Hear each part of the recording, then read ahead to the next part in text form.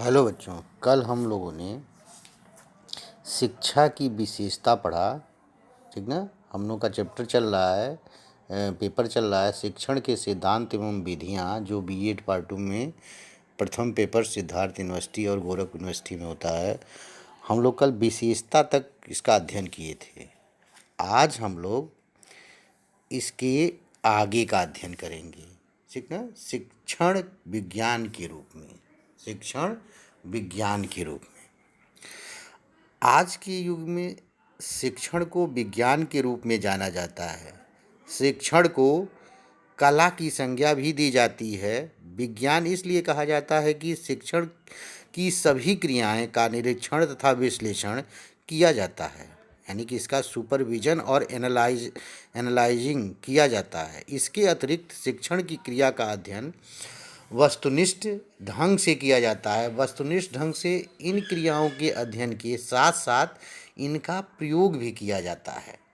ठीक है ना। यानी कि जिस प्रकार विज्ञान में हम परीक्षण के द्वारा किसी चीज़ के निर्णय पे पहुंचते हैं कि ये चीज़ बिल्कुल यही परफेक्ट है, उसी तरह जब हम शिक्षण को चालू करते हैं और शिक्षण को ट्रांसफ़र करते हैं तो देखते हैं कि वो चीज़ हमारा उस छात्र के ऊपर, उस चीज़ के ऊपर कुछ प्रभाव है कि नहीं है। ठीक ना। अगर है तो ये विज्ञान के रूप में जाना जाता है। यानी कि विज्ञान को प्रयोगशाला में तय किया जाता है कि वो प्रेक्षण सही है कि नहीं है। यहाँ पर हमारे शिक्षण को विज्ञान के रूप में हम क्लास में टीचर बच्चों के ऊपर प्रयोग करके देखता है कि ये चीज़ सटीक बैठ रहा है कि नहीं। तो इसीलिए शिक्षण एक विज्ञान के रूप में भी जाना जाता है। ठीक ना। संक्षेप में हम कह सकते हैं कि प्रशिक्षण द्वारा तैयार किया जाता है। ठीक है। शिक्षा जो है प्रशिक्षण के द्वारा तैयार किया जाता है। ठीक है ना। पृष्ठ पोषण द्वारा विद्यार्थियों को आवश्यक परिवर्तन लाया जाता है। दूसरी ओर से शिक्षण को कला के रूप में भी जाना जाता है। ठीक ना। यानी कि शिक्षण विज्ञान है, क्योंकि विज्ञान के प्रेक्षण के अनुसार ही हम शिक्षण को अपने क्लास में देते हैं और प्रयोग में देखते हैं कि उस पर इफेक्ट पड़ा कि नहीं। और ये कला है। विज्ञान क्या है? एक कला के रूप में भी है। ठीक ना। ये मतलब एक पढ़ाना एक कला का रूप होता है, इसलिए विज्ञान और कला, शिक्षण दोनों है। शिक्षण विज्ञान और कला दोनों है। अब हम लोग कुछ शिक्षण संबंधी कुछ धारणाओं को हम लोग देखेंगे। ठीक ना। ठीक है। कुछ धारणाओं को हम लोग देखेंगे। ठीक है ना। शिक्षण व्यावसायिक है या होना चाहिए जो कि शिक्षा कार्य के बारे में सभी प्रकार के निर्णय लेने के योग्य होता है। ठीक है ना।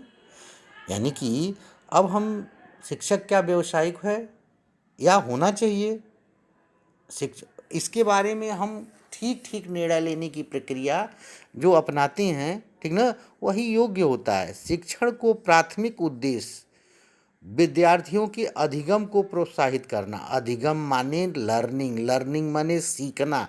यानी कि शिक्षण का प्राथमिक उद्देश्य है कि हम किसी को सिखा सकते हैं कि नहीं, किसी को लर्न करा सकते हैं कि नहीं। यही एक अधिगम माने लर्निंग। ठीक है ना।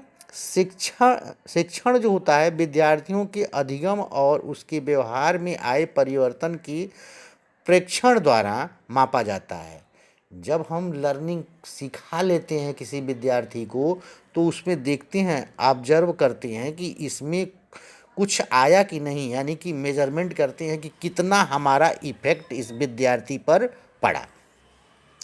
शिक्षा एक कठिन प्रक्रिया है जो उन शक्तियों से उनके शिक्षक को आंशिक रूप से अवगत कराते होते रहते हैं और आंशिक रूप से नियंत्रित करते हैं। ठीक है। मतलब हम शिक्षण एक पृथ्वी पे अगर कोई सबसे कठिन कार्य है तो शिक्षण है। भाई हम बहुत सारे आविष्कार कर डालते हैं, बहुत सारे आविष्कार किए भी हैं, जो भी है आविष्कार करते रह रहे हैं, लेकिन ये सारे आविष्कार शिक्षा के द्वारा ही किए जाते हैं और किसी के, इसलिए शिक्षण सभी वैज्ञानिक पद्धतियों पर हावी पड़ता है, ठीक ना। क्योंकि शिक्षा देने के बाद ही कोई इंजीनियर बनता है, शिक्षा देने के बाद ही कोई वैज्ञानिक बनता है, यानी कि कभी न कभी वो शिक्षण प्रक्रिया से गुजरा होगा और उसको हम सिखाने के लिए तरह तरह की युक्तियां अपनाए होंगे, ठीक ना। शिक्षण वह प्रक्रिया है जिसकी व्याख्या और विश्लेषण हो सक हो सके, यानी कि शिक्षण वह क्रिया है जिसकी हम विश्लेषण भी कर सकें और व्याख्या भी कर सकें, ठीक है ना। अगर हम नहीं कर सकते हैं तो शिक्षण नहीं है, ठीक ना। शिक्षा को अपने शिक्षण के बारे में वस्तुनिष्ठ प्रमाण प्रयोग करने चाहिए तथा इस प्रकार के विद्यार्थियों को अधिगम पर प्रभाव अपने शिक्षण के मूल्यों के लिए वस्तुनिष्ठ प्रमाणों का प्रयोग करना चाहिए। यानी कि जब हम लर्निंग सिखाते हैं किसी विद्यार्थी को, ठीक ना, तो हम छोटे छोटे क्वेश्चन उनका वैल्यूएशन करके उनको वस्तुनिष्ठ प्रमाणों के साथ उनको हम सिखाने की एक प्रक्रिया को अपनाते हैं, ठीक है। यानी कि शिक्षण की कुछ कुछ क्या है, ये धारणाएं हैं, ठीक ना। अब हम लोग पढ़ेंगे शिक्षण की प्रकृति, यानी कि शिक्षण की क्या प्रकृति कैसी होती है, ठीक ना, नेचर, ठीक है ना। अब हम लोग नेचर के बारे में ठीक से अध्ययन करेंगे, ठीक ना। शिक्षण के अर्थ से पूर्णतः अवगत होने के लिए हम उसके स्वरूप से परिचित होना आवश्यक है। यानी कि अगर हम शिक्षा का अर्थ जान रहे हैं तो उससे उसके स्वरूप से हमारा परिचय होना बहुत ज़रूरी है। यानी कि इस परिचय होने के लिए निम्न प्रक्रिया का होना जरूरी है। पहला, शिक्षण संबंध स्थापित करता है।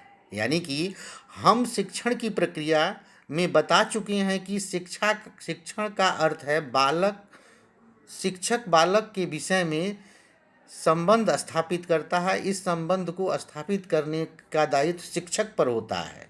यानी शिक्षा देने वाला व्यक्ति पहले तो छात्र से बिहेवियर मतलब कोऑर्डिनेशन सेटअप करता है ताकि वो हमारी बात सुने, ठीक ना। यानी कि मेरे में इंटरेस्ट ले, यानी कि हम उससे एक कम्युनिकेशन करके एक संबंध अपना बनाते हैं। दूसरा, शिक्षण संबंध स्थापित करके तो इसमें क्या क्या होता है। शिक्षण का संबंध स्थापित करने के लिए पहले इस पे पहला 2-3 पॉइंट होना जरूरी है। बाल प्रकृति का ज्ञान, यानी कि बच्चों का ज्ञान किस स्तर का है, ठीक ना। दूसरा, अपने अपने आप का ज्ञान, मतलब मेरा ज्ञान किस स्तर का है, ठीक ना। विषय की रुचि का ज्ञान, यानी कि विषय जो हम पढ़ाने जा रहे हैं उसमें उस रुचि है कि नहीं, बालक की रुचि है कि नहीं।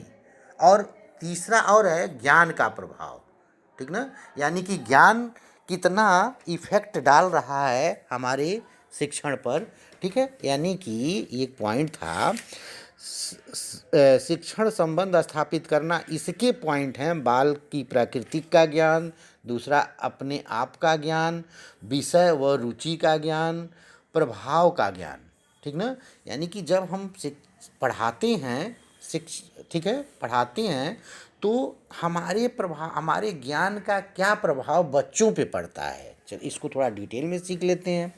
शिक्षक को इस बात का ध्यान होना चाहिए कि बालक के ऊपर उसका स्वयं का और उसके व्यक्तित्व, आदत और कार्य का एक जो वह कहता है और करता है क्या प्रभाव पड़ रहा है, ठीक ना। अगला, जीवन दर्शन का ज्ञान, यानी कि जीवन यानी कि हमारे लाइफ पर जब हम उसको कुछ सिखाते हैं तो हमारे ज्ञान का उसके लाइफ पर क्या प्रभाव पड़ा, ठीक है, आगे बढ़ते हैं।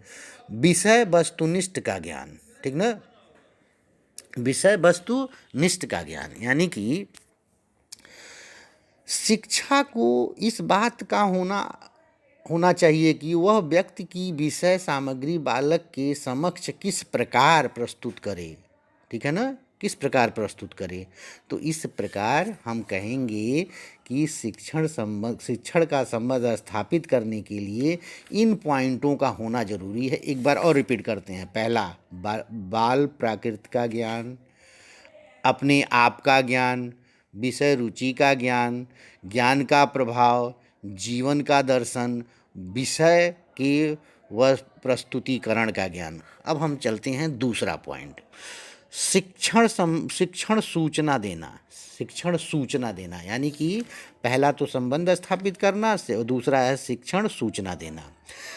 शिक्षक के समय अध्यापक अपने छात्रों को प्रायः नई सूचना देता है। ऐसी बहुत सारी सूचनाएं होती हैं जिनके बिना बताए वो उसको कन्वे नहीं किया जा सकता, उसमें कोऑर्डिनेशन सेट नहीं किया जा सकता उसको, तो उसके पहले उसकी सूचना हमको देनी पड़ती है। अतः इन बातों को बताना जाना आवश्यक है जो प्रारंभिक कक्षाओं में शिक्षक के अधिकांश समय अपने छात्रों को सूचना देने और विभिन्न प्रकार की आदतों बताने में व्यतीत हो जाते हैं।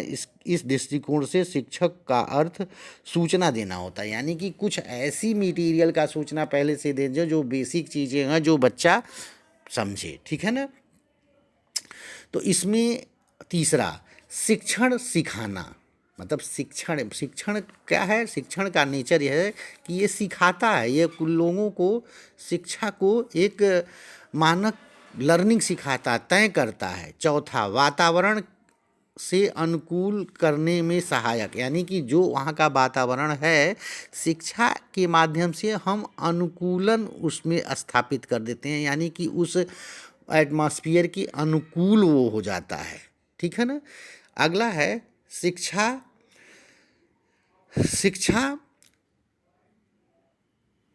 मार्गदर्शन और प्रदर्शन है। शिक्षण मार्गदर्शन प्रदर्शन है।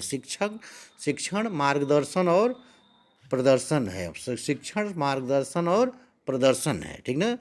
यानी कि जिस समय पुस्तकों या पुस्तकालय या प्रयोगशालाओं का अभाव था उस समय शिक्षक का मुख्य उद्देश्य सूचना देना और देना तथा समझाया जाता था कि आज के जब इन वस्तुओं का बाहुल्य है तब शिक्षक का अर्थ मार्गदर्शक माना जाता था। आज के समय में बहुत सारे ऐसी चीज़ें हैं जो डेवलप हो गई हैं, ठीक ना, लेकिन प्रायः पहले जो भी शिक्षा दी जाती थी वो टीचर अपने नॉलेज के अनुसार ही हमको प्रोवाइड कराता था, ठीक ना। तो इस प्रकार शिक्षण मार्गदर्शन का भी काम करता है, ठीक है ना। चलिए भाई आगे बढ़ते हैं। छठवां, शिक्षण प्रेरित करना। शिक्षण प्रेरित करना यानी कि शिक्षा एक ऐसी चीज़ है, प्रेरित माने कोऑर्डिनेशन, मतलब शिक्षा एक किस बच्चों को प्रेरित करने की प्रक्रिया है, यानी कि बच्चों को नॉलेज की तरफ प्रेरित करता है, यानी कि उनको सफलतापूर्वक किसी काम में लगाने के लिए मोटिवेट करता है ताकि वो उसमें रुचि लें और वो कुशलतापूर्वक उस काम को कर जाएं, ठीक है ना। शिक्षण संवेग का प्रशिक्षण, ठीक ना। संवेग मतलब शिक्षण प्रायः केवल बालकों का शारीरिक और मानसिक विकास करना नहीं वरना उनके संवेगों को भी प्रशिक्षित करता है। यदि हम चाहें कि बालक उचित रूप से कार्य करे तो हम उसमें उचित भावना उत्पन्न करना आवश्यक है। हमारी शिक्षण तभी सफल माना जाएगा जब वो बालक में संवेग स्थिरता का विकास हो, ठीक है ना। अगला आठवां, शिक्षण क्रियाशील के लिए अवसर प्रदान करता है। शिक्षण जो है हमारे कामों में हम शिक्षा लेकर उसमें एक अवसर हम अपने आप को देखते हैं, ठीक ना। अब हमने आज डिस्कस किया कि शिक्षण का शिक्षण का विज्ञान और कला के रूप में, शिक्षण संबंधी कुछ धारणाएं और शिक्षण की प्राकृतिक एवं स्वरूप। ठीक ना। आज के लिए इतना ही। अगले वीडियो में हम लोग शिक्षण के सिद्धांत और शिक्षण के सामान्य सिद्धांतों का अध्ययन करेंगे।